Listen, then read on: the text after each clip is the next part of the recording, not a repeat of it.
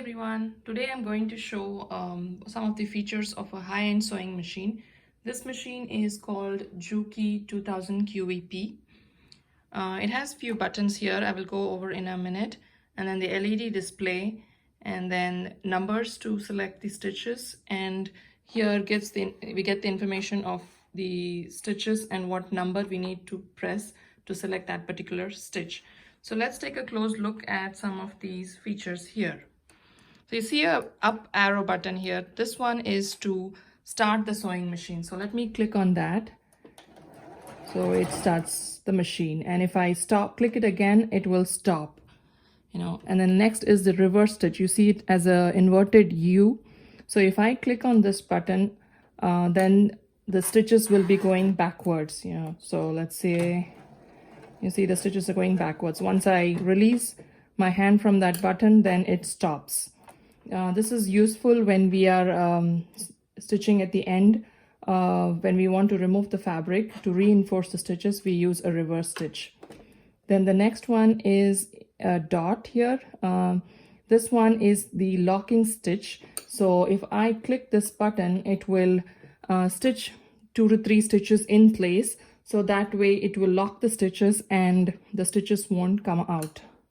So let's try this. So it says just putting stitches in place here. We could either use locking stitch or a reverse stitch on this machine. Next is the presser foot here with this button. So what happens when I press this is the presser foot, this is called the presser foot, it lifts if I press this button. If I want to adjust my fabric, then I could use this to lift just the presser foot. So I'm going to press it back, it goes down. Then this is the needle position. So say right now the needle is in down position, but if I want to lift it up, so if I press this, the needle goes up. Pressing it again will put it down. Then this yellow button with a scissor here is the thread cutter. So once I click on this one, the bobbin thread, which is inside here, and this is the top thread, both get cut. So let's say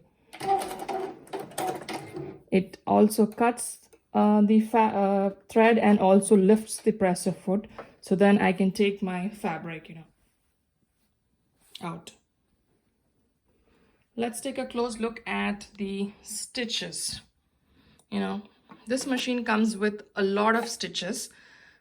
Each one has a number here, say 24, 25, and also it tells which presser foot to use when we want a particular stitch to be set.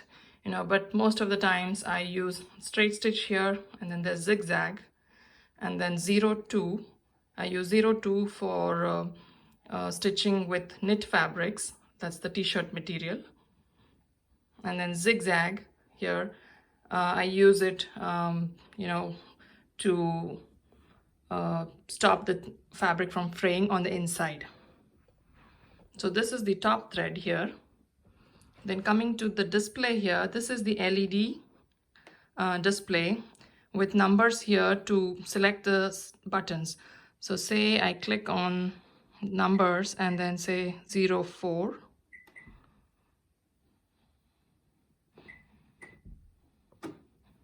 So you see here it's a zigzag.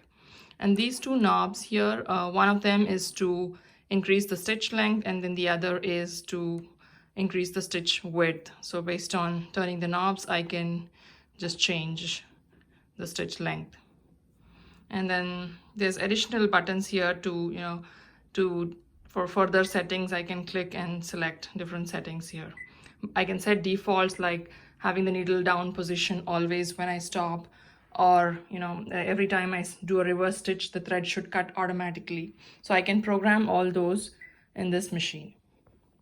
Then it also comes with a presser foot, which has some functionality here.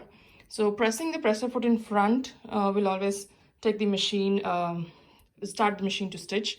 But pressing at the back, I can program it in 2 ways.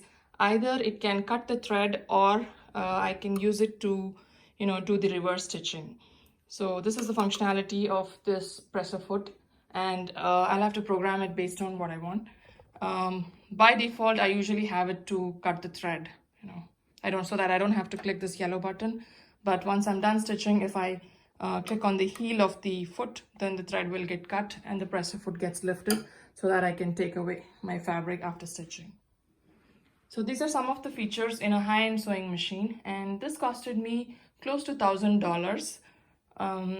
So I hope you got an idea of the different features, and this will help you, determine what features you need when you're buying a sewing machine based on the budget that you set. All right, thank you for watching. Take care. Bye.